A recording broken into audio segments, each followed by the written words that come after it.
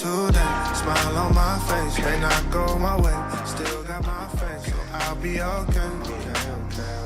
I'll be okay, I'll be okay. Running our race, just at our pace. Made some mistakes, but learned a few things, so I'll be okay. I'll be okay, I'll be okay. Yeah, yeah, I've been through it all, I've been through it all. Looking at Goliath at the stand tall. My heart, it feel like David every time I fall.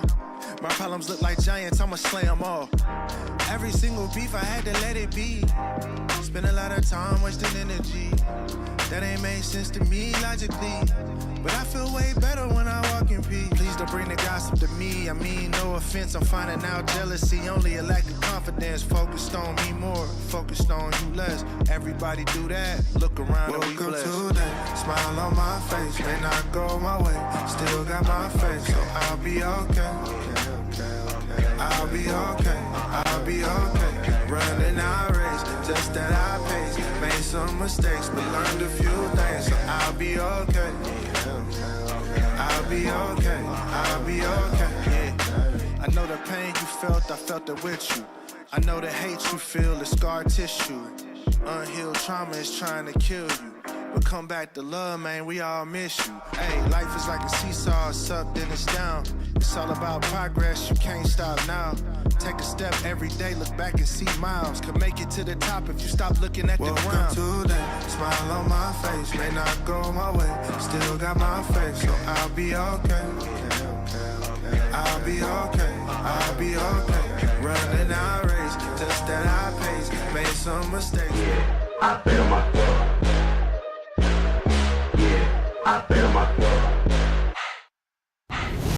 Yeah, I bet on myself. Yeah, I bet on myself. I don't need you, I do it myself. Yeah, I bet on myself. Yeah, I bet on myself. I bet on myself. Yeah, I bet on myself. Okay, dream so big that they think I'm crazy. Let out the beast, no, they can't tame me. Don't play with me, better mind your business. I cannot stop now, I ain't finished. I'ma keep on going till I got that. Okay, the way that I'ma do it, they can't top that. No way. Critics trying to hate, but I don't talk back, I know that. Plotting on the kid with the bull, tell them all that. I'm the one that I'ma gamble on, I ramble on. I'm about to get my ramble on. And I'm the one they really couldn't get a handle on. Then when they see they missed the boy, they get a tantrum on. Blessings on blessings on blessings. Blessings on blessings on blessings. Gabagoo, gabagoo. What is going on, everybody? I know you waited all damn day to see this episode, and I'm proud to let everybody know I am hot off of 2 cans of Celsius, baby. Oh, he's hot. Oh, 2. he's hot. Let me tell you. I didn't have any Celsius today, but I will. The moment that I can, the moment that I'm back to 100%, bro, I'm going outside. I'm buying a 6-pack of Celsius. And I might drink the whole thing in a day. I got to let you people know. I downed 2 of them. I even sniffed one of them, the whole thing. Yeah, I was going to say, now that I know that this is what's in there, right? Now I know that we're dealing with some pure white, some pure Colombian, gorgeousness there. Correct. I'm just going to start putting droplets on the table and snorting them. I don't care. That's what I did today. I tell you what, phenomenal. I don't care. Heart rate is good. Everything is fine. This is the way to get your fix, folks. Go to your local Publix today. And if somebody looks at you, like, why is this guy snorting an energy drink? You pull him real close. You pull him real close. You grab him by the collar, right? You pull him real close and you say, "You got a problem with me? You have a problem with me? Do you have a problem with me?" Mm-hmm. Yeah. That's what you tell him. Yeah, of course. That's what you tell him. And you'll see. You say, hey, look. They're going to run the other way. You tell them, look. You say this. You say, hey, look at this. I tell you this. I tell you this. The way you get your fix is your problem. I get my fix this way, damn it. You turn the other way. You don't tell this to nobody. You don't tell nobody what you saw today, all right? That's all you do, and then you're good to go. But chat, what is going on, everybody? I hope you smacky that likey, and I hope you hitty that subby like you've never done before day in your life, baby. Oh, man, Francis Lee. Man, oh, man, you handsome son of a bitch. I tell you what. I tried. We got some stuff to discuss today. Oh, we do. But first, can I start on a nice note? Oh, yeah. I want to start on a nice note real quick. I just want to start positive because it might not be so positive in a few. Correct. I want to shout out Stand Up to Cancer. They sent me this little booklet today. with another little thank you note. It's the second thank you we got from them for what we did on the charity softball event, folks. So again, I like letting you guys know when we get things like this. Basically, all this is a 2024 report on what Stand Up to Cancer has done, things they funded, things of where your money went to for the event on the softball event where we defeated Team Jordan, Team Pete right here, 36-8. I know it's still hard for my good friend Jordan to get over this, but we did win 36-8. Again, just in case nobody can hear, 36-8 is what we won by, and he's still not over. But DJ Steels with the super chat says trade deadline. You're going after Penn or starting pitcher. Sup, chat? Well, Steelio, I appreciate you doing that because we're gonna talk a lot about it. Oh, we're gonna talk about it. We're gonna talk a lot about it, no doubt. Steve Payne with his that coming in hot with super. Yeah. This is what happens when you're on Celsius. They know I'm crazy, so they want to throw. It looks like the chat had some Celsius tonight, brother. I don't know. I think they did. I know Steve Pena. Steve Pena stays on. Oh, he's all pro. He's all pro. He's all pro. I mean, that's how you do it. He says, "Hey, Pete, the clip that they posted on the radio, that was all pro. Appreciate you, brother. Thank you so much." And do we want to talk about that real quick a little bit? I do. I was actually hoping that we had it queued up. I should have said this beforehand. You don't think I don't have that queued up? All right, brother? so yeah, no, I think we should play it for the people in the back. Maybe some people didn't see it. Right? Maybe some people didn't catch it. Let's play it for the chat one time. Here it is. Yes, it was. And there is reaction that comes when you say things like you say. And I have to give credit to New York Yankees Underground on social media. On X, as he reacted. I don't know what his name is, but he reacted in real time to this. Hunter Dobbins just got it up the ass by Aaron Judge. Goodbye, baby. Who the ever said we want you, brother? Shut your mouth. Wow. That right there is pretty stereotypical Yankee fan. Let me tell you something. That was perfect. NYY Underground. Who said we want you, bro? I gotta be honest, not much makes me laugh. That was pretty good. Oh, it's pretty good. Let me tell you something. I think it was actually, it was really good. And let me tell you something real quick. Stereotypical Yankee fan. That's a compliment. It's a compliment, no doubt about that. Let me tell you something. That's what the U is. The U is Yankee fans. We're not scared to hold back the way we feel, and we don't talk. We talk. That's why the title is very simple. Real talk for the real fan. It's that easy. Real talk for the real fan. So honestly, man, shout out to Boomer and Gio. I appreciate that. Yes. I woke up to that this morning before I hit the gym up, and I actually stopped going to it because I was like, let me post that and put that out there and all that. And shout out to Mike Thompson and Raw Thompson. I believe Mike recorded it and he sent it over to Raw to show me. So I appreciate him catching that because, I don't know how easy these things are to go find and all that. And Pete Simonetti's not the super tech guy. So I appreciate that. As DJ Steele says, Gio's from Sayville, Long Island. I don't claim him. Okay. He doesn't claim him. Okay. The Long Island guys, they don't play games. Listen. I'll say this, man. Shouts out to him regardless. We don't care where they from. They play in the U and they recognize in the U. I love that. At the end of the day, we love it because, bro, when I saw that this morning and I was going through it, I mean, I'm going to let you guys in a little secret chat. I am beyond sick right now. The guy, he's covered in a Vicks vapor rub right now. I'm cooked right now. On top of that, I got a wicked, and I'm going to use wicked since Boston won the series this weekend. They did win. I got a wicked toothache on top of everything. So it's like, I am a mess, but we could not get on here and talk after this momentous day. Cause I started my day listening to that clip and even I had to laugh and it was painful. It was really painful to laugh. I feel you. But I had to laugh. And I knew it when I saw the clip yesterday. And by the way, we had a good day yesterday because we had a great day. Yesterday morning, I was like, I didn't sleep very well at all Saturday night to Sunday. Okay. I didn't. I woke up in not the best of moods. So I put a tweet out there asking for Aaron Judge to do one thing and one thing only. And guess what he does? He does it on the first freaking at bat. Yep. All right. And then the very next thing I see my brother. He comes, he's up there. And I'm thinking, I was like, oh, this is hilarious. This is funny.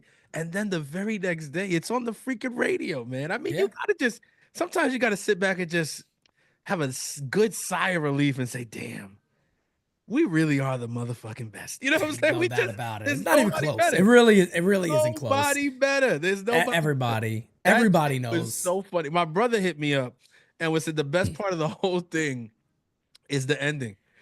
Who the fuck says we want you, brother? Shut your mouth. Like, You know, that's the like, one yo, the fun shut thing your too. mouth is the best part of the whole thing.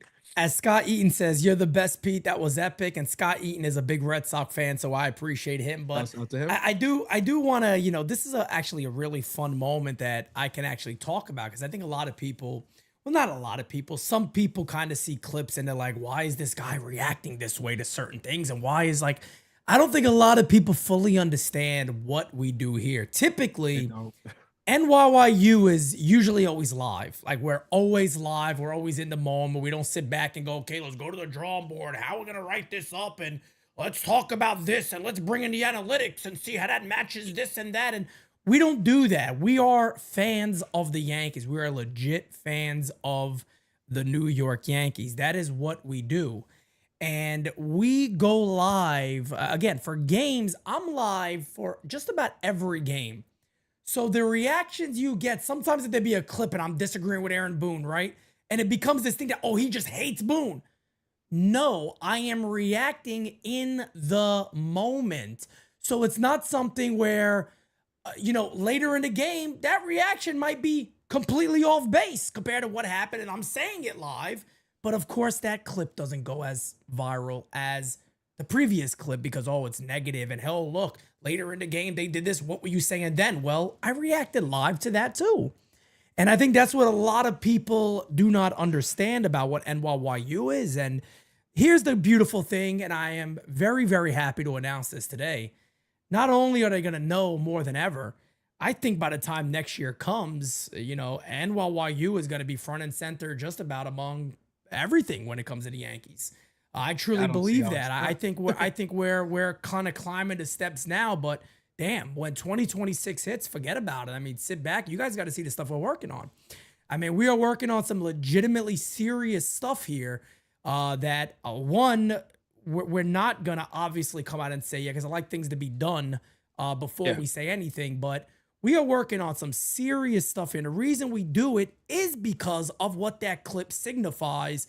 The fans. We are fans.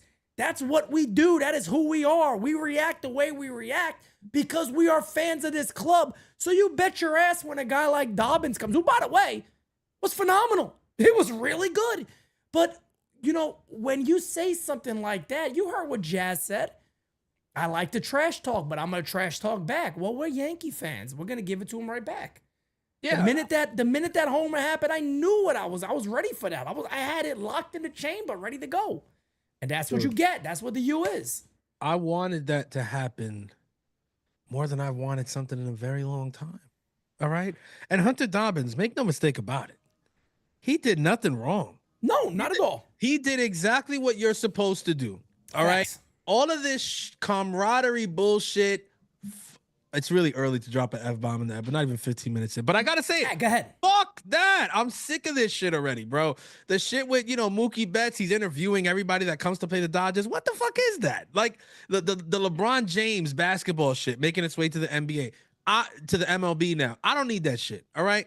Camaraderie, bro. The Yankees and the Red Sox, I'm sorry. We're not supposed to be friends. Maybe when you play for another team, buddy. But right now, what Hunter Dobbins said, the comments leading up to that start, he didn't do anything wrong. As a matter of fact, as a Yankee fan, I'm not going to tweet this because fuck him. But in real life, I kind of liked it. I was like, wow. You know what I mean? Well, we've always said that. We like that. That's what you're supposed to say. That's as a Red Sox pitcher who grew up a Red Sox fan, whose father was a Red Sox fan, you're supposed to say, yeah, I've had this circled on my calendar for a little while. Like I'm looking forward to pitching against the Yankees or whatever. Now, did he go a little far saying, I'd rather retire than play for the, hey, kid, you're a rookie. Relax. Okay. I mean, Jazz called him sausage neck, which is wild, bro. Sausage neck is a little bit crazy, but sausage neck is wild. Guess what? I even like that. Let's Me too. Who cares? Bring back talking shit. Like, bro, why? Like, that's what I like. I like that shit. Like, call Rafi Devers a freaking Ninja Turtle. Like, stop the I do. No, literally. I call him a Ninja Turtle. When he comes up to bat in Yankee Stadium, you should hear Teenage Mutant Ninja Turtle every single time he comes to bat. You should hear that every time. If I was there, every time he stepped to the plate, I don't care if he hit a home run every time. Okay, Yeah. And He's a they beast, and he beats the shit out of us as it is. So why He's not? a He's kicking our Yankee ass like a killer. Ninja Turtle would. Get your lick back. That's all I'm Yeah. saying, bro. And when we go to Fenway, it should be the same shit, man. When Judge steps to the box, they should play some distorted version of Law and Order or some stupid shit. Like, bro, bring back real. I put Judge rivalry. Judy on there for him. Judge Judy would be hilarious. Oh, the People's Yeah. Court. Something silly. Something like I'm just saying, bro. Bring back real rivalries. What Hunter Dobbins did, low key, he doesn't realize it. Maybe. But he kind of restored the feeling, bro. It's been a while that you look at that Yankees Red Sox shit and it's like it don't feel the same. It doesn't hit the same like it used to.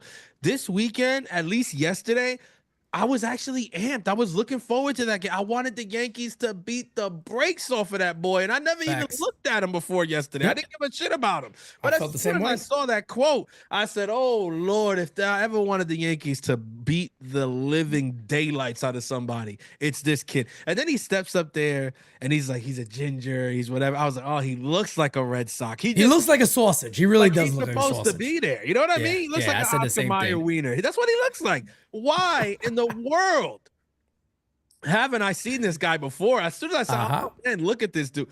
And you know, the Yankees, well, they kind of shit the bed. I mean, you got Judge and that's it. And that's the funny thing about it. Look, they and did this not is do what I wanted. this is why NYYU is different also, is because we can come here and say, look, the dude said, like you said, he puffed his chest up and he said what he should say.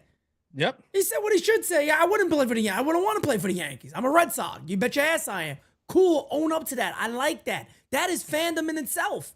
And Yes. look, I can also sit here today and say, as much as I don't like what he said, he earned my respect though, because he said it and he backed it up. Kind of He did. backed it up. Yep. So, hey man, look, you gave a homer to Aaron Judge. Who doesn't? At the end of the day, who doesn't? Everybody else, you kind of shut down and did your thing. So, hey, look, man, you know, salute 98 to up in you. the zone, I too. think Those we'll are see horrible him, pitch. and we'll see him at Fenway. I mean, we'll Yeah. see him again. It should be the same matchup again at Fenway. Rodon versus him if everything stays the same. It's all lined up. Yankees play Boston right after Kansas City again this weekend, Friday, Saturday, and Sunday. We're right back at Boston and Fenway. As Tim adds in, only the best of the best can handle the insanity of love that is NYYU. No doubt about that, brother. But Francis, just a quick question on yesterday's game for you. Are you concerned at all with Carlos Rodon and his outing yesterday?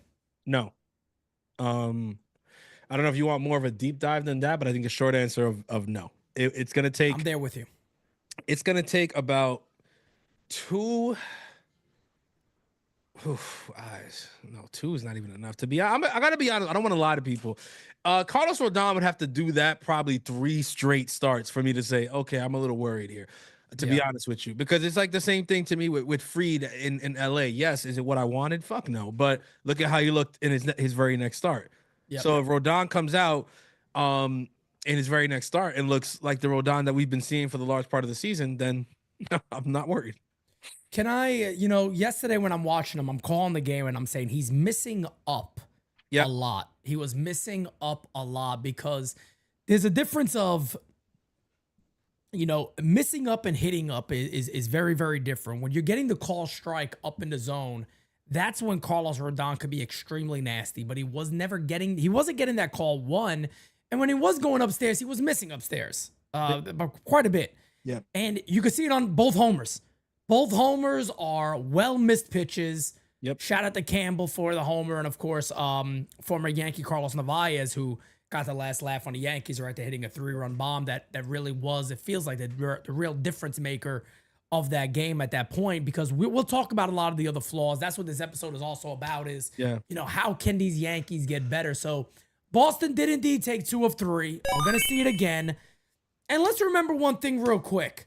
Sometimes a team just somewhat has your number to a degree. I don't know what it has been about Garrett Cole, but Garrett Cole always seems to struggle when he faced the Red Sox. I'm not saying that's a thing for Rodon. I don't have the numbers in front of me, but Rodon wasn't the best version of Rodon we've seen all year. He was very good at hitting his spots. Mind you, he hasn't been really walking a ton of batters recently. Yesterday, he was all over the place. A lot of times missing, looked frustrated on the mound that the ball was not going where he wanted.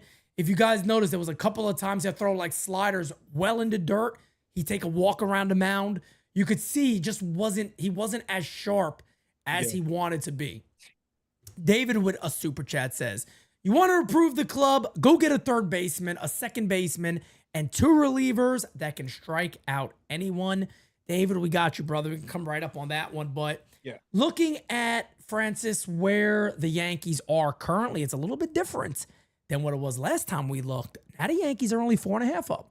They was 6.5 last time we did the show. It is now 4.5 as Tampa Bay and the Toronto Blue Jays are now coming on pretty strong here in the American League East. And I think the one worry we probably should have for the Yankees is it going to be the same the same thing every year as it is on the Aaron Boone, where they go in this midseason swan dive down and kind of live at the bottom of the barrel for a little while, a 500 baseball or a little below? You think that's coming again or what? I'll be honest with you.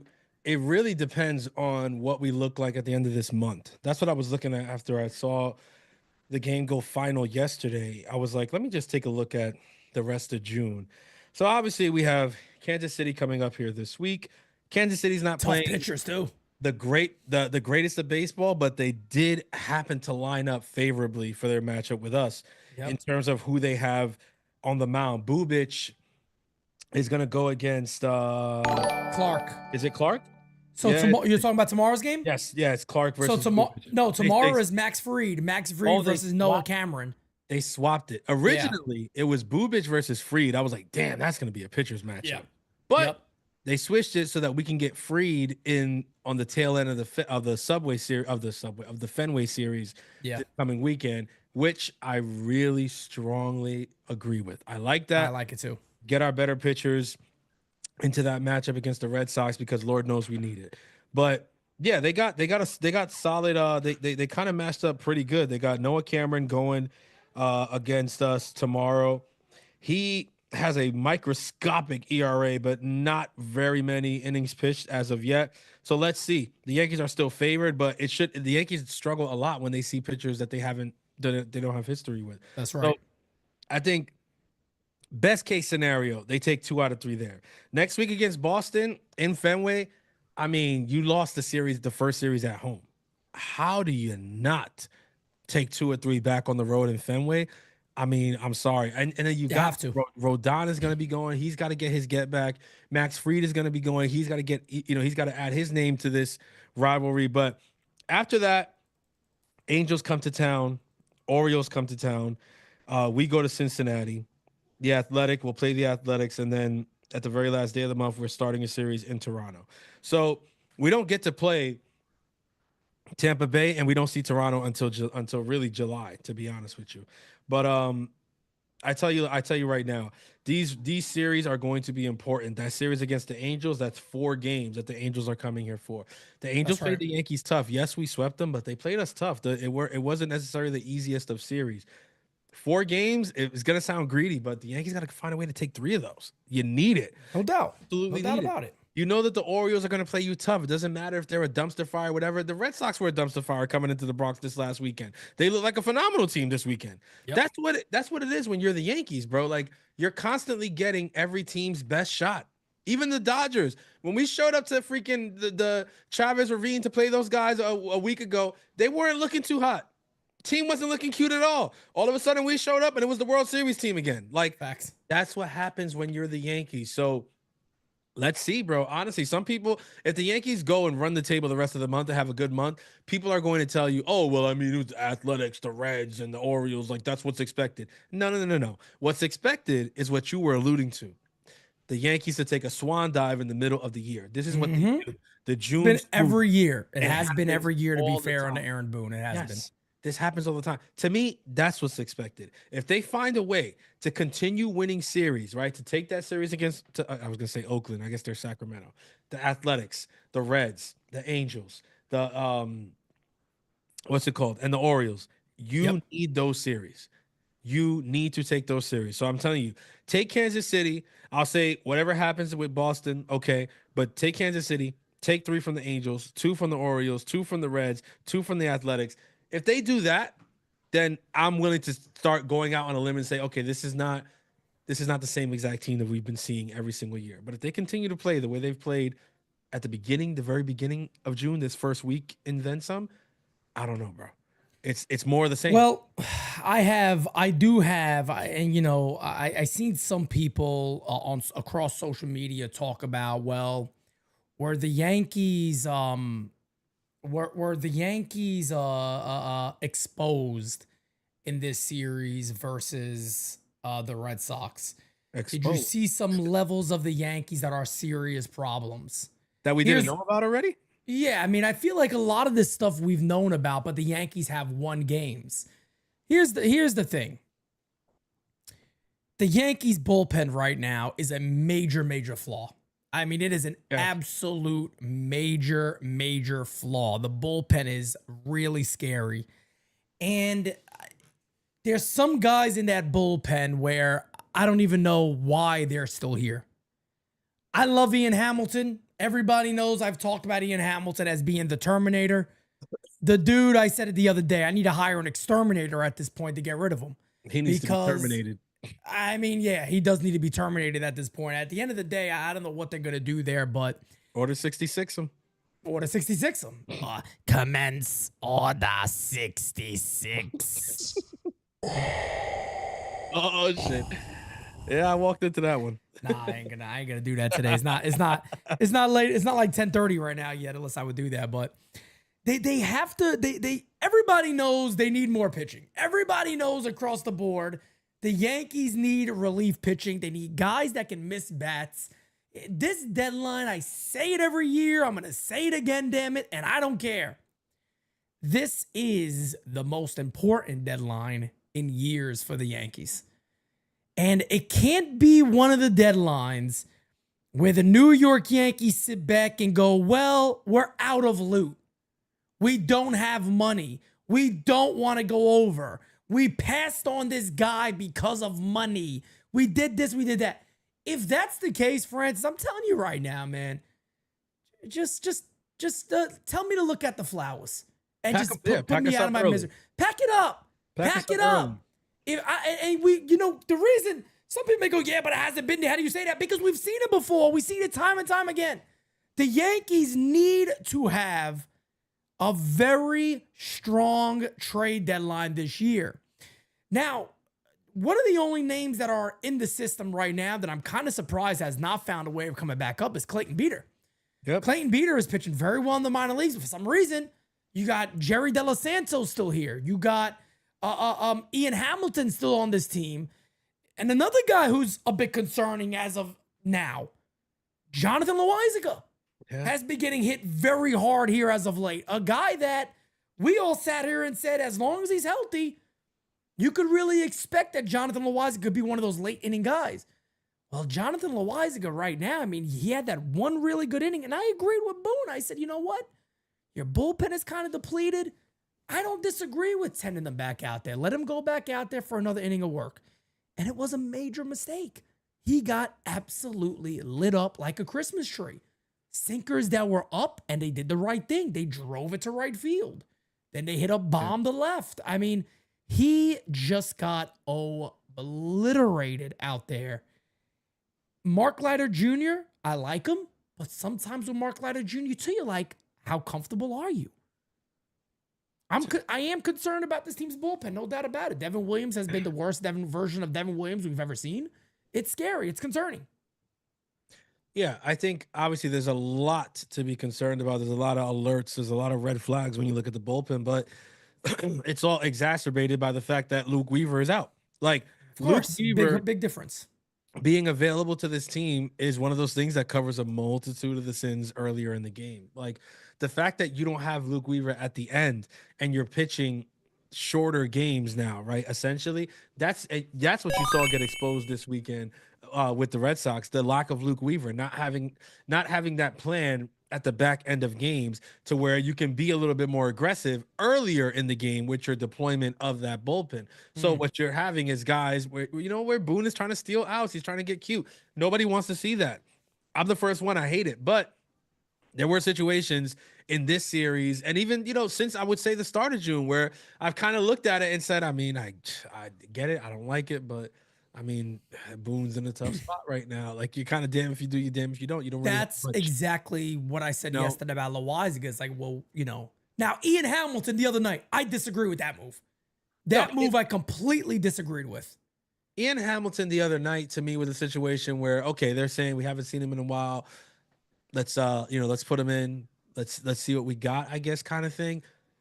My issue with that is what you've had all year. And it's a 1-run game. Your And a team one-run battled game, all yeah. the way back. That's my thing. It's like, is this the moment to see what we've got? I don't know, buddy. But I mean, again, are they looking at it the way that Yankees fans are looking at it? No, we know that this team is looking at it. They're like, oh, it's June. Like, it's okay. This is the time where I put in Ian Hamilton in a 1-run game and see what's up. And if he blows it, he blows it. So what? It's 1 loss in June. It's not the end of the world. And it's like, yeah, okay. But we've also seen instances with this team in the past where, you're getting towards the end of the year and those 1 games start to loom really large in your head when you're like, damn, maybe if we weren't managing for tomorrow in June and we won a couple of those games that were very winnable, we wouldn't be in this situation now in September. And that's the thing that the Yankees never seem to move off of. And we're kind of at a stalemate because the fans, we are the way that we are, and we're not going to change. We don't want the team playing for tomorrow or next week or next month. We want you playing for fucking today. That's like, right. if you can win the game today, win the game today. Worry about tomorrow when you freaking get there, but win the game today. And then the Yankees brass looks at us and says, no, we're not going to do that. We're going to manage like June is June, and not that we don't care. Obviously, we're trying to win, but if I got to put Ian Hamilton in a 1-run game to see what we got from him, that's what we're going to do. And if we lose, we lose. And it's like, we're at a stalemate. They're not going to change, and we're not going to change. And the thing about Aaron Boone is this has become habit of his managerial style. And this is the thing that I yelled about the other day when this happened, is it's not about the 1 loss. People get confused when a reaction is that way. It's the reaction because, ladies and gentlemen, let's remember something here. He did the same thing in the World Series. And that's so this the issue. This is my thing is, and then they lost the World Series, and Aaron Boone said, I like the team's togetherness. Like, we have a day tomorrow. There was no game tomorrow. We were out. We were done. We were dead. It was over. Kaput. Pfft, done. Season's it's Se murió. That was the Yankee season. And Boone, these are the type of things that drive me nuts. And then, let me read what David said real quick. Then I want to stick on Aaron Boone. He goes, Cashman will wait till the last day and pull off some middle and light relievers like always. Mark Leiter is a bit of surprise, but still, we're gonna talk about names and things like that here because we are getting closer to that time. But the thing about Aaron Boone that drives Yankee fans crazy, and I'm so happy that more and more people are recognizing this. I had a boatload of, again, and Francis will tell you, you guys may not, Francis will tell you, I'm not big on Twitter. I don't like Twitter. I'm not a big fan of Twitter. I'm not a big fan of responding and back and forth on text or whatever, on characters, limited. I don't like that type of conversation. I like having a conversation with people. That's what I enjoy to do. In-person conversations is something I really like, and that's a debate. And debate. That's what I enjoy. I don't enjoy all the Twitter back and forths or anything like that. But I will say this. A lot of people felt the same way I felt the other day because the Yankees lost the series, and Aaron Boone says, which is why I play Barney for him, the Red Sox put on their hitting shoes. Can you believe this, ladies and gentlemen? Again, this is a grown-ass man. This is a grown human. And this is not me to sit here and knock Aaron Boone, but brother, you're in the Bronx. You're in the boogie down. The grittiness of gritty, you're in it. You're leading the New York Yankees to win a chip. You sat there after the Boston Red Sox beat us, dragged their nuts over our foreheads at Yankee Stadium and said, well, I guess they put their hitting shoes on. It's nuts. It's bananas. That type of shit gotta stop. I don't know if they're giving you postcards to read or something. But what terminology is this? That's him, hitting shoes. When I heard that, I said, that sounds like Aaron Boone. That's him. At the end of the day, though, it's It's not what you want. Take a page out of Joe Girardi's book, my I'd brother. rather hear that. Hitting shoes? They had their hitting shoes on. The worst part about that statement, Pete, is that what's the one thing that we know that Boston is always going to do, even in their worst freaking years? Hit. That's the one Hit. thing that the Boston Red Sox have always hung their hat on. Even in the years that they finish last, they score runs. They've always been an offense. I think under Alex Cora, I don't remember a time where we've played the Boston Red Sox and I was like, yeah, there should be a pretty, nice soft landing spot for our pitchers. It's never been that under Alex Cora. For whatever reason, it doesn't matter the names he has in our lineup. I mean, remember last year, there were some of those lineups he put out there. I was like, who the fuck are these guys? Like, Yeah, who are these no doubt. people? They No were doubt. scoring runs. It doesn't matter. Alex Cora finds a way. All right. And I know there's people in Boston right now that want him out. They think, oh, whatever, we got to get rid of this guy. Whatever. All right, whatever, buddy. The one thing, take it from a guy who sees it from the outside looking in. The one thing that this guy always freaking finds a way to do, no matter what, is to get the guys in that dugout to play for him. Every single time. There's never a debate. And I'm not saying that Boone doesn't do the same thing because, obviously you got guys like Judge that would die for this man. But I'm saying Alex Cora does it with guys not like Judge. You understand?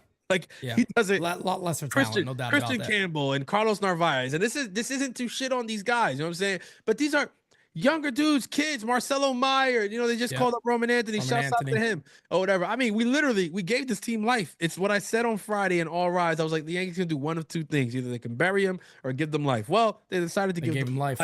And so they called up the number one prospect in baseball because now they think they got a shot because they beat the Yankees. So if we can beat them, then there's no reason why we shouldn't be in the mix at the end of the year. Here's the reason why you're not going to be in the mix at the end of the year. You're really not that good. But and also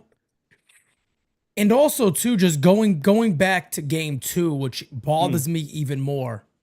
The Yankees hit Garrett Crochet. They hit him. They beat Crochet. Sat there, they beat him. And lost the game. And they got within one. I talk again.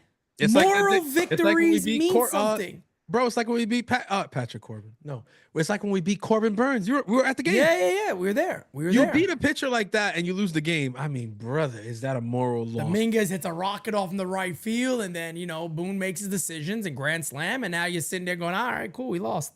Nice. Funny is a guy played in that game that we're gonna talk about here momentarily, but Frank Quotez says, hi, Peter Francis. I'll tell you that the Yankees still need one good pitcher and one good strong hitter to be able to reach the World Series. Beavis Lee Ray adds in, sup P Francis, congrats on WFAN plug. They've been using NYYU terms since 2023.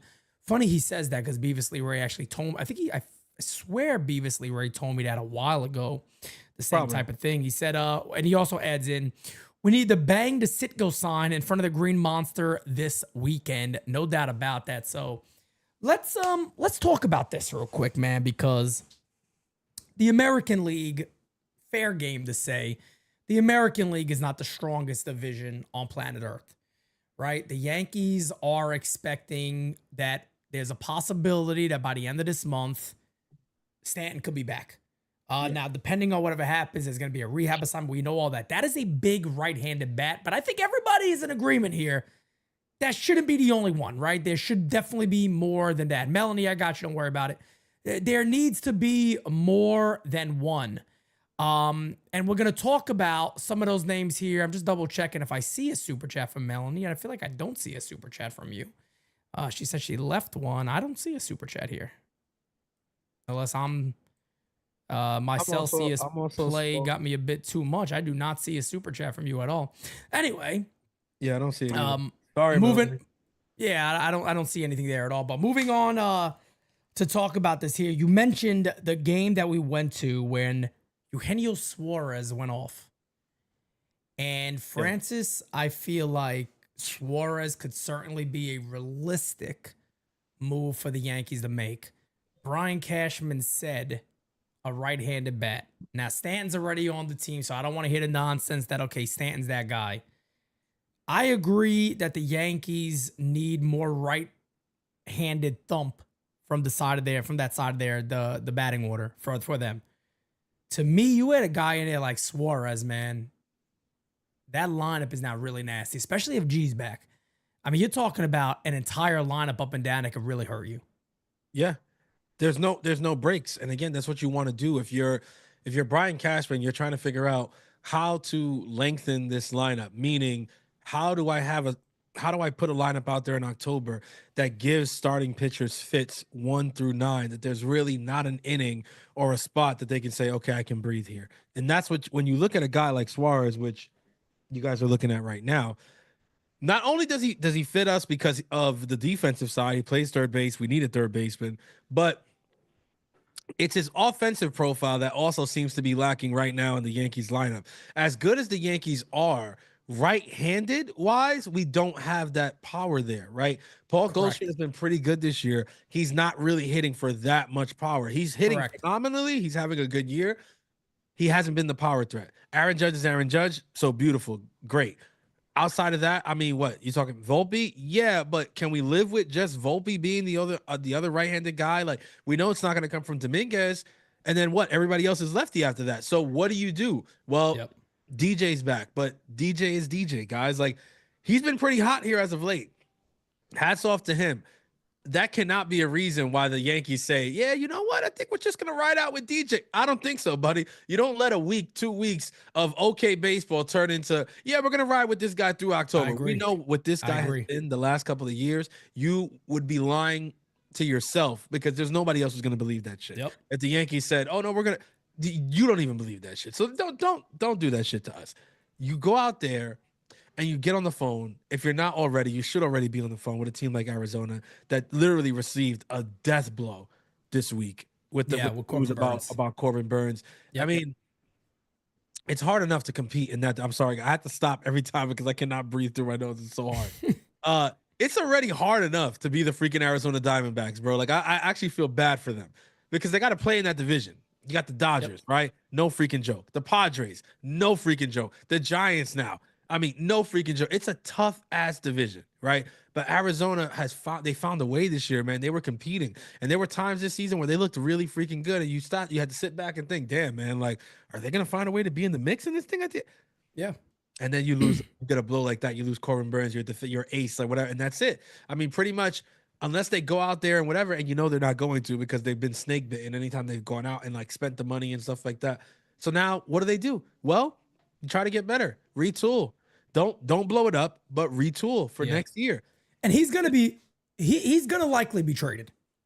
I don't see how he's not. To me, he's the number one person that gets traded off of that team. Yeah, we've had some people in the chat say, but is that realistic? Well, he's a free agent, so yes, it's extremely realistic. He's a rental, and he's $15 million. By the time deadline comes around, you're talking about 7.5. Now, I'm not saying that. I'm not sitting here saying that Eugenio Suarez is, that's the move that gets the Yankees to a World Series. I'm not saying that. Yeah, that wins them the ring. No, because I'll tell you this, they'll take a back seat a little bit to defense. He's not the greatest defender at third base. He's not, but he really does stretch their lineup out a lot more. I mean, let's be honest here.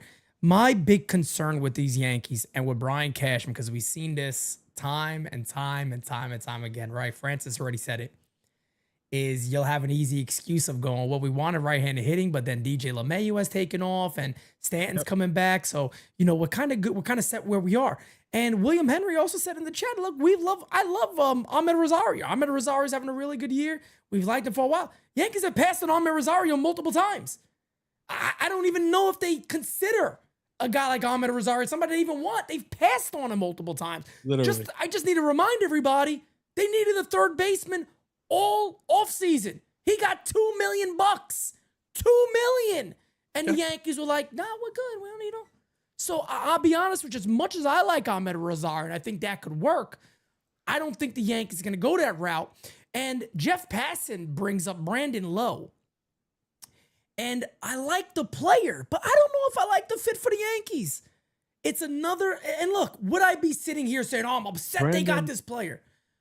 I wouldn't be upset about him. From Tampa Bay? From Tampa Bay, but he's another lefty. He's another lefty. He's a lefty second baseman. No, I don't. That's my main concern is you don't that. Trade with Tampa Bay, though. I'm sorry. That's my thing. I'm just, first of all, Tampa Bay, they will take your system away and be like, yeah, it's good. No, don't worry. If Tampa Bay was willing to put Brandon Lau on the table, there's a reason for it. You do not trade. Yes. I'm sorry. And it's also likely wouldn't be to the New York Yankees. to be honest, because Cashman's never gonna throw on the table what they're gonna want. Because the one Unless thing they about know Tampa, he's got nothing left. or that, yeah, the one thing about Tampa that we have seen time and time again is they don't back off of the prospects they want. They don't settle. Tampa says, we like these guys. That is what we want. Brian Cashman ain't going to say, nah, we'll give you 2 of those. No. We like these. Yeah, no, ain't going to work. It just feels like a tough fit It for doesn't the get New York talked about. Yankees. It doesn't get talked about enough. The resolve that Tampa Bay has had, especially the last, I want to say 5 to 7 years or whatever. You're talking about a team that every trade deadline is like constantly in talks about somebody. Why we don't have Yandy. Either they're trying to get somebody or they're shipping people off. But Tampa Bay has walked away from more tables than a fucking waitress. I mean, this 100%. They don't give a shit. No. They got to resolve. And I'm glad that you said it because it just doesn't get talked about. That's resolve. They don't care. If they want somebody, it's like, this is what we want. Oh, no? Okay, then fuck it. And you sit there and you say, well, what do you mean fuck it? Like, you got to trade this guy. They're like, no, we don't. Like, okay, so what do you mean we got to trade him? So what? We missed the playoffs and he walks in free agency and he gets paid to go play somewhere else. It's happened time and time again. We don't care. Like, it's like, and then you sit there and say, how could you operate this way? They're like, we've been doing it forever. Like, I mean, how do you argue with that? They really freaking have. They really freaking have. Let me tell you this. When an organization decides that they're going to have a jersey retirement ceremony the same year that they're not even playing in their actual home, but in the home of their rivals, and they have the ceremony, this is an organization that just doesn't give a fuck. They don't give a shit. You know, they don't care. All right. When they're retiring Evan Longoria in the house that George built, I'm sorry, buddy. You do not deal with these people. I'm sorry. So Brandon Lau, long shot. Yeah, I was kind of surprised when I heard that because I seen a lot of people throwing it out there. And I'm like, okay, let me go double check and make sure if that's there, but it was there. So the long shot that I expected to hear was Donovan. No, Marte, or a guy like Donovan. Yeah, Arizona's definitely. out of it. Ketel Marte. I get shit, bro. I give up. Damn. You get a guy like Marte, forget about it, man. That would be huge. In New York, that dude would be an animal, but I highly, highly doubt that's even considered because 1, he's a great player, and 2, he doesn't really get paid a lot. Like, it's a very, very nice contract they got with him, and he's extremely good. We know how good he is, but looking at the bull, let me run this by you real quick and ask before we go to the bullpen, because everybody here knows that the Yankees need help in the bullpen. And guys, smack that like for me, hit that subby. We don't even got 100 likes yet. It's like pulling teeth this year. We're getting likes. Crazy. I'm telling you. I can't believe it. Sorry, he's not feeling good, and I still played it. Oh my god, it was for the likes, Francis. It wasn't for nothing else. This is what they do to me. What are you gonna do? They gonna do. Hit that like button for us, folks. Let's get it. But starting pitching, this one is really interesting because I see a ton of fans out there saying, go get another starter. I've even seen some beat writers throw out there that the Yankees need a starter that fixes a lot of things for them. Call me crazy, but if Louis Heel comes back, would you even consider going after a starter, or would you just say, you know what, we're not going to hope he comes back, we're going to go get somebody? This is why I don't entertain the starter conversation at all, to be honest with you. I don't mean to laugh it off like as like I'm not looking at the rotation that everybody's looking at. I get it. But we got the rookie of the year, right? Trying to make his way back to this team. This is Louis Heel. Like, if we get healthy Louis Heel, and there's no reason why we shouldn't get the healthy Louis Heel, because the Yankees have slow walked the dog on this entire freaking thing, and I think that is exactly why they've done that. I think they've been strategic about it. Yeah, I agree. Yeah, they don't want to get a bad version of Louis Heel back. Yep. They don't want a hurt version of Louis Heel. They don't want a version that they're setting up for failure for the next 2-3 seasons. So they've slow walked the process, and that's fine. Good, he's young, but guys, have we already forgotten the electricity that is Louis Heel when he's on his game, when he's not tired? And this could be one of those situations where, I said it last year, I'll say it again. Remember last year, Garrett Cole missed time, and we said, believe it or not, could kind of be a blessing in disguise. He's going to be really hitting his stride come playoff time. That's when he's going to be like really like the best version of himself. Yeah. We saw arguably the best Garrett Cole start that he's ever had in the Yankee uniform. Game 5 of the World Series. Game 5, he was literally. We were sitting there saying, man, I can't believe how dialed in this man is right now. Like, The Dodgers said it. They said He was electric, man. They said he was unhittable. Like that was it. We didn't. There was like this guy was like we just already had it kind of in our minds. Like, well, if this is the version of Cole that we're getting, then that's it, right?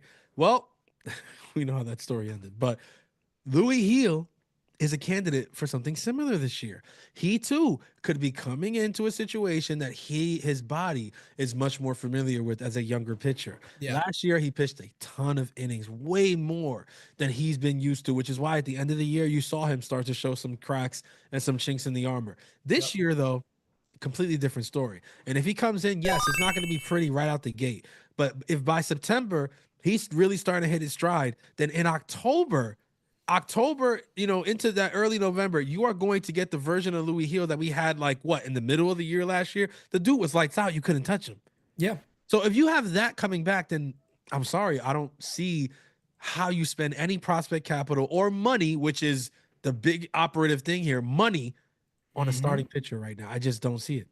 That's where I am. I'm happy we're on the same page. They also, I hate to say this name here, bro, but they also still got Stroman under contract. Like, you know what I'm saying? Like this they do. It's not a lie. You're telling the truth. Not that we're saying that we want to use this guy in big moments, but they do have him. He's there under contract. They also JT Brubaker's also on the mend. He should be back and ready to go. And let me tell you something. That's a guy that can help them as a long man too out of that pen if they need him. So how do you spend on a starter right now with all of those options? Like, no doubt about it. And then the holes that you have in other places, the bullpen, third base. That's more to me. The bullpen is more important than anything. I'm gonna give you a reason why too.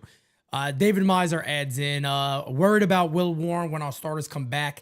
He's really growing on me now. Okay, so you're worried about him, but he's growing on you. So I'm not sure where you're getting at with that one. But I think he's worried about him possibly getting sent down. I think that's what I understood. I don't know if I'm right, but that's what I understood. Maybe, but look, Will Warren got the stuff. We know that. Will Warren's biggest problem is throwing strikes. When he falls behind guys, he doesn't have the put away stuff that just dominates. When he gets ahead of a batter, it makes it a whole lot tougher. And I know people go, so yeah, Pete, but he got strikeouts. Yeah, but there's days when he's hitting his spots that those strikeouts rack up. When Will Warren, he's not yet a pitcher that can really work very, very well when he doesn't have his best stuff on the mound. And yeah, that's hard. Not everybody always gets that and develops that talent, but Will Warren is not somebody that I'm really relying on. And the Yankees shouldn't be relying on a rookie like Will Warren. He's not Louis Heel, what we saw last year. He's not that type of guy yet. He has time. Let him develop. But here's the reason why I think bullpen help is the most important. And I'm going to make this very simple, very easy. You don't got to look too much into this one. I think it's fairly obvious. Aaron Boone, especially and this is postseason baseball in general, he'll pull these starters quick. Yep. You get starters, they got bases loaded, they're pitching a decent game. It's the fourth inning. You go, I'm going to go to the pen. Yep. Because that's what baseball kind of is nowadays. The managers go to the pen early in the postseason. It is all about the bullpen more so. Yep. You got two horses up front. You got Fried and you got Rodon. You got to get that number 3. Maybe Clark continues to develop into that. Maybe Louis Heel, like Francis said. You got to worry about, well, even if I get 5 innings and those guys dominate, who's giving me those other 4 that's locked down? What if it does get to a situation where one of my guys give up second and third, one away, and I need a strikeout? Well, who do you go to besides Fernando Cruz right now? And I know Mark Leiter's there too, but neither one of those guys have the fastball that is like, you could be late on it. You could miss it. You could get it by. You could live with a mistake. Fernando Cruz, why does he give up homers? He can't make a mistake with his heater. Fastball's too flat. Yep. And it's not hard. It's 91, 92, 93. It's so crazy that in a league that literally, I mean, people, the league is like overflowing with 98 to 102 mile an hour fastballs coming out of the pen, and the Yankees don't have any. It's just like, you look at it, it's crazy. You're like, how the hell did we become that team? I mean, there was a time when we had the no runs DMC in pinstripes. I mean, you remember that? Andrew Miller, Dylan Betances, or all this Chapman. I mean, It was heat, and more heat. I mean, you to face that back into the bullpen, good fucking luck. Okay. Yeah, like, bro, at the end of a game, having to face Miller, Betances, and Chapman. I mean, that's like the 7th circle of hell type shit. And now Nah, we got Mark Leiter Jr. Like, you know what I mean? Like, no, Different. again, It's very different. he's a It's not solid- heaters either. It's he's a solid splits, bullpen guy. curveballs. He's a solid bullpen guy. Yeah. So is Tim Hill. Tim Hill's a great bullpen guy. The thing is, though, what the Yankees are missing is just it's frustrating because what they're missing is something that seems so easy to have Yeah. because everybody's got it. Yeah. Except us. Like, we're like the only team that doesn't seem to have it. So that should be a good problem, though, when you think about it. Because of the fact that every team has guys that do this, it shouldn't be something that's hard to find on the trade market. It shouldn't be something that's necessarily expensive on the trade market. It should be something that the Yankees and Brian Cashman can find with, pretty easily, I would say. Yeah. And that's what you need. And you got a pitching coach who seems to be able to, I feel like he works even better with relievers than he does with starters. He just seems to find a way to get these guys to, really, really become a much better version of themselves. He does a very, very good job at doing that. So I do have a couple of names. It's funny because Scott Wright immediately is talking about him. Here's one of them, Seth Halverson. Oh, yeah. From the Colorado Rockies. Seth throws 100 miles an hour. He hasn't racked up the gigantic K numbers, but again, a lot of times when somebody like Matt Blake gets out there, I don't know what it is. I don't know if it's a pitch selection type thing. If he goes, hey, give this pitch up, start throwing this more, it's more effective, throw that more often, whatever it is. But you can see a couple of things here that you got to like about him. Right there, ground ball percentage is very high. That's a very, very good number. 53.9% of ground balls. That's stuff you like. Of course, fastball velo. Now, what it might tell me a little bit about his fastballs, that fastball might be a little bit flat. That the exit velos are so high on it. That means guys are barreling him up a little bit. And that could also just come down to things like he's falling behind a lot and he's throwing in the fastball down the middle. Maybe there's certain pitches he has better control of that he's not utilizing enough. Matt Blake does seem to, and it's Colorado, so is that a factor of movement of his pitches? It could very well be. There's another guy on Colorado, too, that I'm a fan of, that the chat is also a fan of. That is Jake Bird. Jake Bird's another arm out there. You look at the numbers, he's having a fantastic season. 36 and 1/3 innings, 45 strikeouts, a 1.49 ERA. Also a guy that gets ground balls, but he also misses a lot of bats. And then the last one that I had on here is a guy that, been rumored a lot for the Yankees. That's David Bednar. And it's a very easy trade with a team that the Yankees work with a lot. Brian Cashman works a lot with the Pittsburgh Pirates. They've done many, many trades together. But again, 21 and 2/3 innings, 31 Ks. His numbers overall are a lot better than what the blow to the ERA is because he got hammered to begin the season, and then he's been dominated again. His expected ERA is 3.09. His current ERA is 3.74. But another guy who misses bats, and that is the type of stuff that the Yankees need. I want at least 2 bullpen arms that are swing and miss bullpen arms. I don't want an experiment. I don't want, this guy has a great slider and his fastball's 91. I don't want another Mark Leiter. We got him. I don't want another one of those. I want a guy that could come in there and you go, oh shit, here we go. He throws smoke. He's going to challenge you with a country fastball. That's what I want to see. That's what the Yankees need. Good old country fastballs. They have the guys who are going to freaking off-speed you to death. The guys who are going to be artistic out there. Yep. The guys who are going to be nickel and diamond and getting past you. We got the Tim Hill. We got the Mark Leiter Jr. We have the Johnny Lowe. We have the Fernando Cruz and the splits. We have it. That's there already. Okay? What they need right now to balance that is the good old-fashioned country fastball. Here it is. Hit it. Me versus you. I'm throwing the hardest fastball I can. Can you catch up? Let's see what happens here. That's what they need. Because every game in the playoffs is different. And every situation in the playoffs is not the same. It's not one size fits all. There's going to be games where, Max Fried deals, okay? Pitches into the 6th inning, right? Maybe it freaking gets you through 6. You go to the 7th, 1 out into the 7th, and then you got to pull him. The pitch counts high. You need him for the rest. You look at the part of the lineup coming up and you say, look, it's the bottom of the order here. We don't want this order to turn around to the top of the lineup here with people on base. So you know what? Let me look at the splits here. You know what? Timmy shouldn't have a problem with these guys. Let's go. We'll put Timmy. It's a 7th inning. We'll go Timmy. But guess what? Timmy gets in trouble. There's a runner on second. There's 2 outs, but there's a runner on second. You can't trust him with the next guy because it's the leadoff guy coming up. Who do you want? You want a good old country fastball that you can call from the bullpen right in that moment and say, I don't give a freak what happens in the next. What I need though is strike 1, strike 2, strike 3. We'll worry about the rest later. The Yankees don't have that right now. They have the lighters. They have everything up, but they don't have that, and we need that. And there's plenty of it available. I love the 3 options that we spoke about here today. But there's more. There's even more. St. Louis has people. I mean, St. Louis is playing really well, so it's going to be kind of playing good baseball. Pry anything from them right now. I think they're a little bit over their heads, but this happens almost every year, right? There's a team that's just like playing well over, and you're like, shit, man, they got trade pieces that a lot of people will want, but they're playing too good to trade them. And then in the end, it looks like they should have traded them anyway. But plenty of other ways that the Yankees can go. I love the route with Pittsburgh. Like you said, Cashman has a great history working with them. And I hope that's a history that continues long into the future. Wink, wink, if you know what I'm saying. But yeah. Oh, I know what you're saying. All right. That's the thing too. Bednar, let's grab one of the Colorado guys.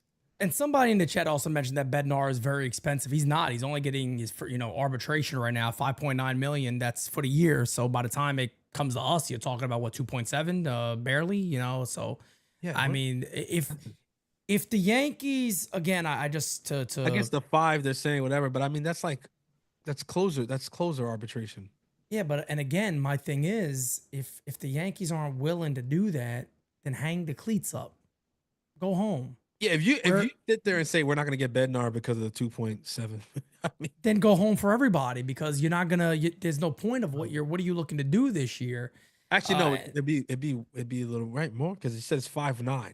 Yeah, it's 5.9. So even if it's 6, you're talking what maybe 3, maybe 3.1. 2.5, 2.5 is 5, and then the 9 is you need 0.545.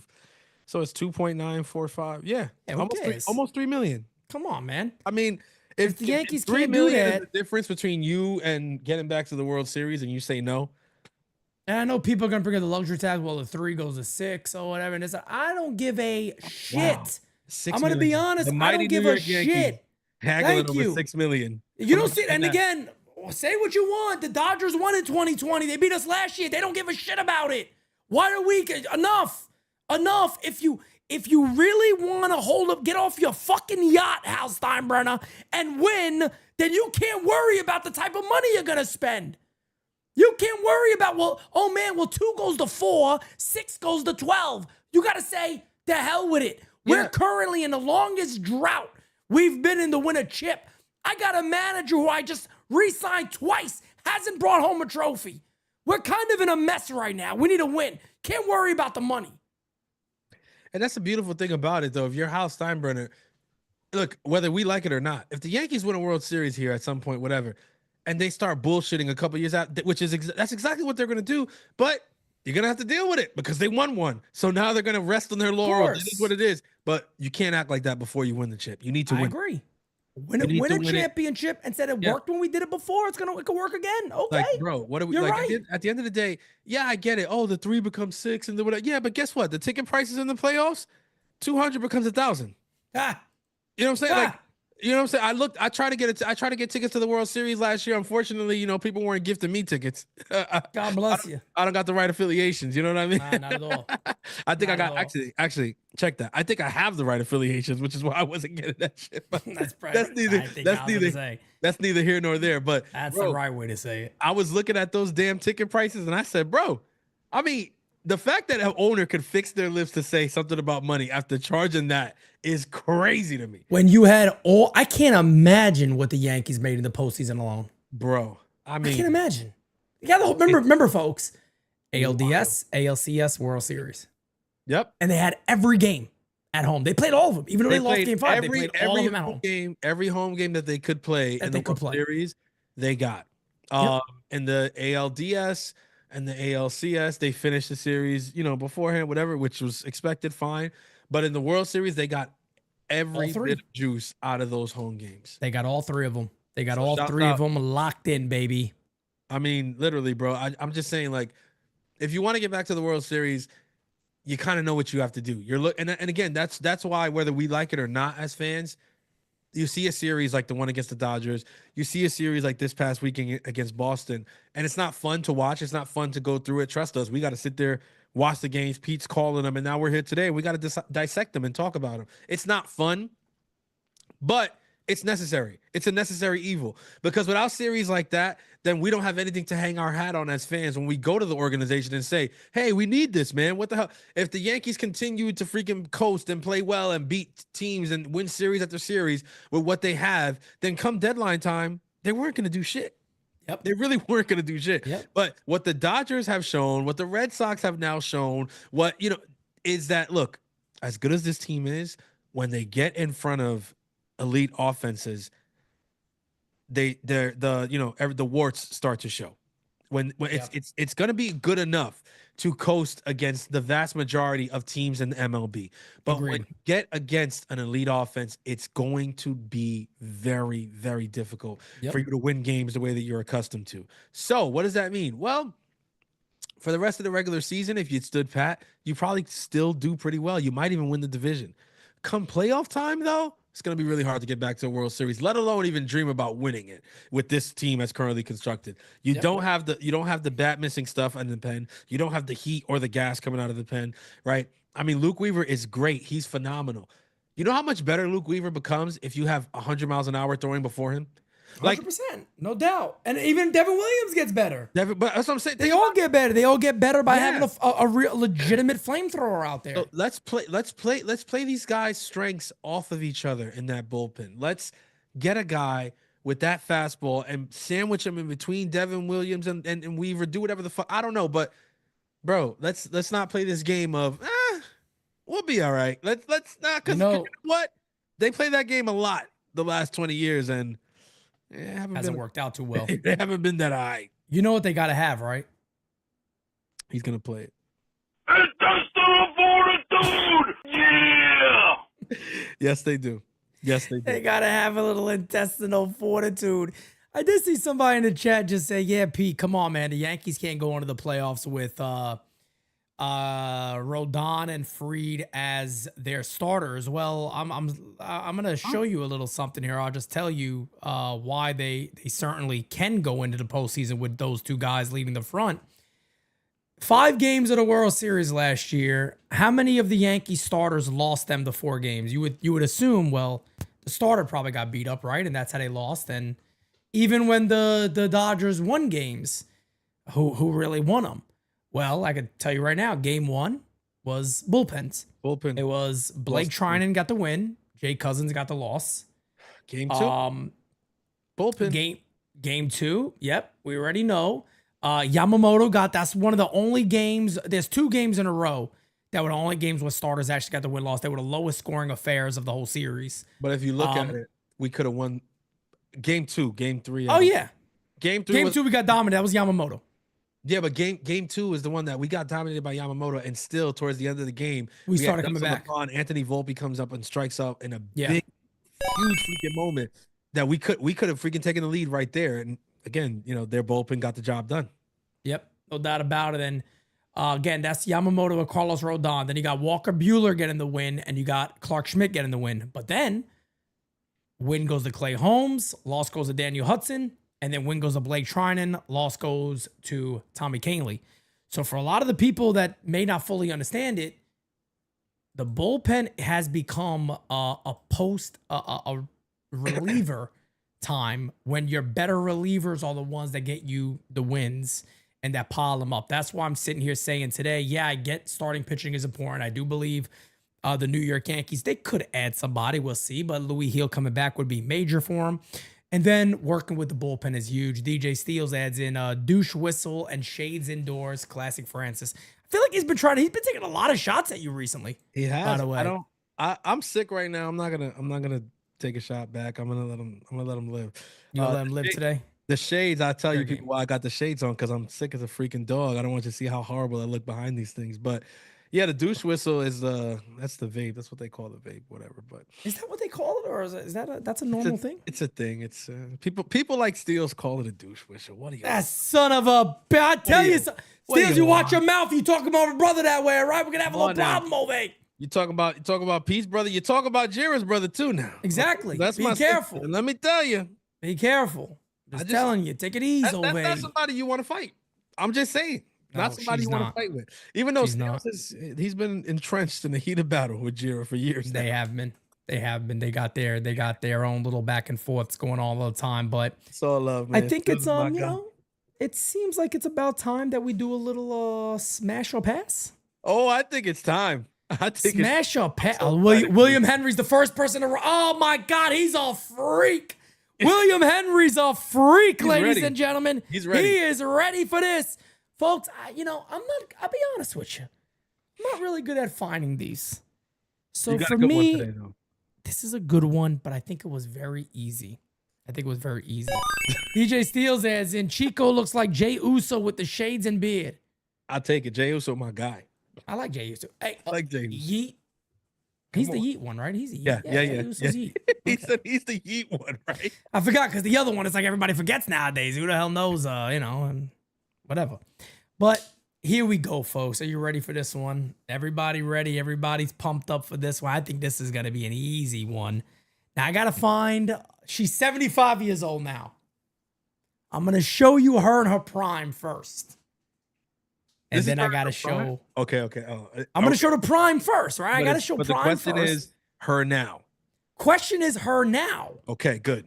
So you got to decide on it. You got to look at it and then you go, all right. Well, I got to go now. Here we go. Today's smash or pass is the beautiful, the wonderful Leslie Easterbrook Oh yeah. from, why was I going to say Naked Gun? My God, Police Academy. Here she is right here.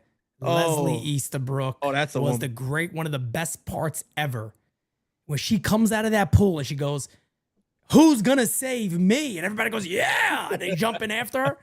I can't show that because I think that would probably be considered nudity on YouTube. So I don't want to. It might. I don't want to show that. So I'm not gonna show that part. But that's when you look her name up, all you find is that picture because that was like one of the main scenes. But Leslie Easterbrook is now 75 years old. And don't get me wrong, there ain't nothing wrong with her. She's aged. She's a beautiful woman at 75, in my opinion. Ain't nothing dusty about that thing, Roy. I see you. I see you trying to. I see y'all. You know, that is elder abuse. And I for one will not stand for it. I am an advocate of elder community. Okay. I will not take this sitting down. Even sick. Francis got hot, bro. I will fight for their rights. All right. And look, you guys are talking that trash. I think when you see her at 75, you ain't gonna be saying that shit. I'm gonna be honest with you. He said, imagine the cobwebs down there. I knock all them Fuck cobwebs that. clean off. Let me tell you right now. Smash. Hey, big smash. You kidding me? Smash. You kidding me? I want to see everybody talking shit in that chat, say that same damn thing. Let's go. Look at these. Talk your shit in the chat. I want to see you talking now. I want to know who's smashing, who's passing. Put them in the chat. Let's go. Let's go. Let me hear it. Let's see it. I want to see it. Look at this. Across the board. Easy. Smash. William, I know William Henry. William Henry didn't even say it. No, you know me, baby. Smash. William Henry. this. Dramatic. A lot of exclamation points. Caleb is smashing. Kicking with Royce at one stroke away from life alert. Francis, tell him what you said earlier. I said I'll stroke that thing to the grave. I don't care. I'll put it right in, baby. I'll send it home happy. You know what I'm saying? Sometimes you gotta be. Hey, you know that song? Die with. You know that song? Die with. Home happy. Yeah, you know that song? Die with a smile. She gonna be playing. They're gonna play that at her funeral. Nobody's gonna know why. Oh man, I tell you what, that was an easy one. So I apologize on everybody for the easy one, but I'm trying to help everybody out here. Leslie Easterbrook. This is no insult to you. This is just that was a good honestly, one. No, this is for Leslie Easterbrook. This is just this is actually love. Like I'll be honest with you, man. Yeah, this is homage to a legend. Bro, when I was a kid growing up and I watched that movie, I would be like, oh my God. Straight up. Like, wow. There's a woman out there like her from oh my goodness. What a woman. What a woman. Little Pete was like, oh my God, look at this. Oh wow. I think I told y'all this moment. What was it? I was watching Selena as a kid. And that I saw J-Lo as Selena For the bro. first That was time, my- right? That was my first moment as a kid. I said, God damn, what is happening right now? Bro, to be fair, yeah, Leslie Easterbrook is like that for me. Seriously, Yeah, that that makes Leslie sense. Easterbrook was like, wow. Like you saw that she was like, she didn't mess around in that movie. She was, Oh. Leslie Easterbrook was like, hey, Yeah. come on, get a Police load of Academy. me. Is tight. Like she didn't play. Yeah. We were talking about it before we went live, man. I mean, Police Academy is one of those freaking movies, bro. So if you guys haven't seen that, please do yourself a favor. It's 10 o'clock tonight, so you probably won't do it tonight, even though if you like me or Pete, you probably would watch it tonight. What? But Police Academy, legendary. exactly. Like you guys Favorite movies ever. do yourself a favor, watch that movie because that is the kind of funny, man. I'm telling you. Still say Citizens on Patrol is one of my favorites growing up. I don't know why. I love Citizens on Patrol. It's one of my favorite Police Academy movies, but all of them Yeah. are so good. They're all- Melanie with the super chat here says, per Michael K, Grisham is getting too much playing time. I don't think we disagree. I don't always agree with Michael K, but I don't think he's too far off on that one. I think, Grisham's struggling a little bit. Do I believe that he should be playing every day? No. No. I don't think Grisham should be playing every day the way he is. I don't think so. Well, it's hard to disagree with our own point. I mean, we've only been saying it for 3 weeks now. So Facts. yeah, I mean, K is catching on, and if K's catching on, that means the rest of the world will catch on another 2 Yep. weeks from now. Doubt We said about it it. 3 weeks ago, bro. The issue with Grisham having the hot start that he did wasn't that we were ungrateful or anything. It's that we know the Yankees and we know that they're going to be the last people to realize it. So they're going to be playing them, leading them off. They don't care. It's going to be well into July, and he's still going to be out there. And I mean, hopefully it doesn't cost us too much. That's all I can say. By the way, Denzel Clark may have just made the greatest catch in baseball history. I'm going to play it because it is Oakland, Really? but I don't care. This might be the greatest catch ever made in a baseball game. It's right up there. But David adds in with a super chat. As long as Boone is leading the club, the team will go nowhere. Playoffs, maybe. World Series champs, never. Facts, truth, life. Oh, Joe, Well, that's a good one. we'll know Dust pretty pretty soon. soon. I remember that. Oh, the scene in Dust. Oh yeah, that's a good one. Yo, You know yeah, what's crazy? You both know what's of those, crazy? but I was a little older Tarant- when that came Yeah, I out. was older too. But Tarantino's a sick fuck. He chose him for that scene. Of course he wrote did. the scene. Think in about that. and That's a then sick son of a bitch himself. casted himself. I Hell mean, yeah. brother, you are one sick puppy. And hey, I'd have done the same damn thing. respect, baby. You know what I'm saying? I would have said, let me write this. You know what? After reading what this character is, fuck, I'll do it. He said, I don't know I'm anybody gonna go else ahead who and can play this I'm but gonna do me. it myself. No problem. But here is that catch right here, folks. This catch was unbelievable. I'm gonna play it live. We'll do this live. Here it is. I don't want to play that sound because the sound was terrible on the call. Look at this. Look at this. My Lord. There's no fucking way. My man went up and all the way over the wall and backhands it. I don't think people understand how tough it is to backhand a baseball like that from that far. To That backhand high? a baseball like that with no balance because your other arm is None. holding you up over the wall. I mean, bro, athleticism, making its return to baseball. You absolutely, positively love to see it. My God, what a play. That is a phenomenal catch. Shout Yeah, out you to might be right. I don't know that I've seen a catch better than that in my lifetime. That's You remember the Brian Giles one back in the day? It was Yes. similar to that. yes, but not, dude. He looks like Not fucking like that Spider-Man. though. He looks like Spider-Man, legit. Yeah, that's a wild play right Mm. there. Shout out to Denzel Clark making a phenomenal catch. I'm gonna see if let me see if there's a way. Damn. If I could find that Brian Giles catch like really quickly. That's some shit that the catch probability had to be like literally zero, and the dude caught. Oh the- yeah, it had to be insane. That's a zero catch probability ball. How the hell? I mean, bro. Oh yeah, this I believe this is the one, but I think he made one later in his career too in right field. But shit, Brian Giles never gets talked about for the play he made. But this is also a very hard one right here. Cause he had to go into the wall, jump over and overhand it. Yeah. So that's crazy. It was like he wasn't even Yeah. looking at it. It's Yep. like it just landed in his glove. I mean, that's another Instinct. bananas catch, Instinct. but that Denzel Yeah. Clark one, that's I remember that. friggin' wild, man. Damn, Denzel man. Clark is Brian wild. Giles. That's a hell of a play. Yeah, we're showing our age today. Yeah, we are, man. We're talking about, Academy, Brian Giles. and we're also showing that we're real fucking freaks. We say, yeah, we'll put ourselves in the same in the casting also. But hey, man, what you gonna do over a Ladies and gentlemen, man, what an absolutely fun episode. Like I said, man, to sum this one up, guys, the Yankees do have some work to do. I don't think it's doom and gloom as some people have talked about. Like the Yankees are exposed, they're destroyed, they're done. No. I think exposing a bit comes more from if the New York Yankees, this stuff started to happen more and more after the deadline and you didn't have a chance to improve. Now, are we going to be saying the same thing after the deadline? I don't know. That's what we're going to see. You got to hope that that's not the case and that the Yankees actually make their moves and become a much better club. We're going to find out. We're going to see, man. And the phrase exposed presupposes that people didn't know this. And we came into the season knowing that the rotation was a problem, that the bullpen could be a problem. Well, actually, no. Let me not lie. We thought the bullpen was going to be phenomenal. Actually. We thought the bullpen was going to be absolute lights out. But the bullpen got exposed so early in the year that it was like, okay, the bullpen is also a problem. But we knew that the rotation was a problem. We learned very early on that the bullpen would be a problem. And we've seen all throughout the year, even in the stretches that the lineup has been good, firing on all cylinders, that there's still that hole at third base, however you want to play it. If you want to put Jazz there, then you create the hole at second base. But there's a hole somewhere in that lineup, and we've seen it. So to say exposed, to me, it doesn't hold as much weight. It doesn't feel like exposure when we've known these things. None of this is a surprise to us. Is it a surprise that the Yankees don't have, freaking swing and miss high velocity fastballs at the back end of the roll at the bullpen? No, we knew that coming in. Is it exposure to me that the rotation outside of Carlos Rodon and Max Fried isn't really something you can depend on right now? No. Again, something I expected.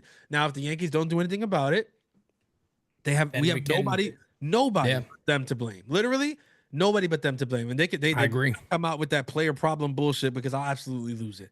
Player problem, my ass. This is the team that you put together. It's your problem if you don't do anything to improve it. So that's right. I agree 100%. That's where I'm at with that, bro. I just noticed something that is so terrible. I started this show by talking about I drank 2 Celsiuses. A Celsius now apparently can't be confirmed if it's an MLB drug testing, if it's cocaine or not. Yeah, they strongly discourage it.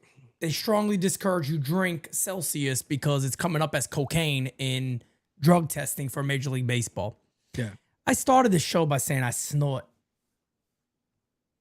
Celsius. Yeah, we both alluded to that. And you got the Dare shirt on. Oh, shit. I will say like 32 Hail Marys tonight and pray for myself because this is the most diabolical. It says, look at this, what this. Literally. Folks, look what that says. He got the Dare shirt on. Keeping kids off drugs. And I'm here talking about Celsius. I'm sniffing the cocaine. And you don't get the shirt unless you complete the program. I completed the whole program. I'm drug free. I didn't know Celsius. We're not. Apparently, we're not. Francis, I've been wrongfully accused over here. We're cokeheads, buddy. I'm sorry. Blaming your best friend. Blame your best friend. He's got us hooked on coke. We're gonna have a talk. Me and you. Oh, we're gonna have a serious talk, me and you, because I came on this show with this shirt on. I didn't know your Celsius is popping people's testings here. Hey, saying Juan Soto's gonna pay for my rehab. And I'm going to the good spot. He's already paying for mine. I ain't going to no bullshit either one. I'm going to the one in Cali. Actually, we ain't going to Cali. Well, no. You ain't going to Cali. As soon as they get that situation under control, though, I will be going to a rehab center out there, okay? I'm talking about the Charlie Sheen shit, okay? Charlie Sheen. Yeah. If Charlie's not there. If Charlie's there, we might be drinking a lot of Celsiuses, just saying. I actually hoping Charlie was there. Here's the party when he's around. I'm just saying. It is. Oh, it's a party, all right. I mean, you imagine designated spitters from the rehab facility? Coming soon.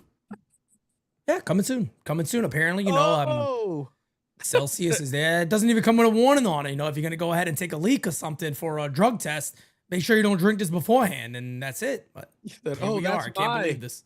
Cocaine. Yeah.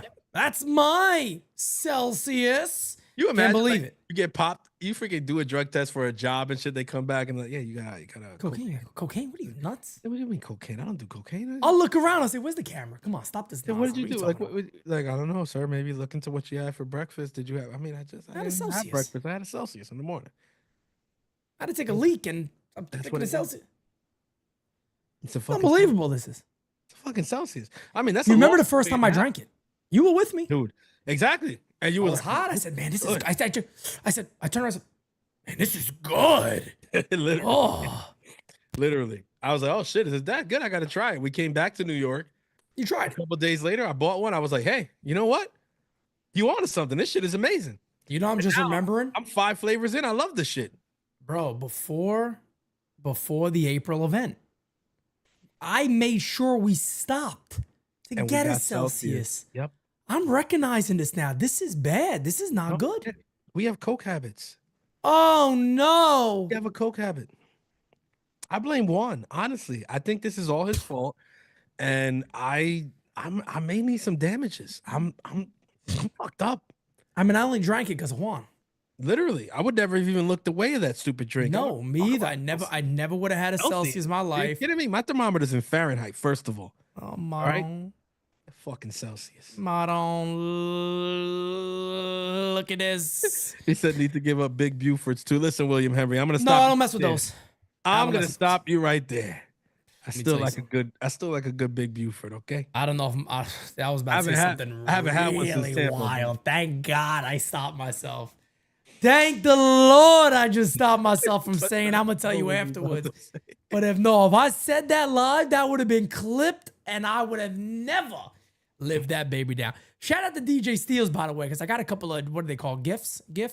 Oh, gifts, yes, GIFs. gifts. Yeah. Made of me now. That's really fun. DJ Steels is able to do those and they like spread everywhere. It's crazy. Yeah. Like they're on all over the place now. I So saw on Twitter. It's hilarious. there's one that's a bit wild. I didn't do that. That wasn't There's me. one that is very wild. This guy's gonna get me in trouble, this psychopath. Yeah, bro. Because people look for anything. And people look for anything to be like, oh, Pete did it. No, I didn't do that. That wasn't they look me. for anything. So if somebody ever come and say, you see, but that's your boy. Look, Oh, I'm blaming Steels quick. DJ Steels. I'm Steelio. ratting that motherfucker out like I'm Sammy Gravano.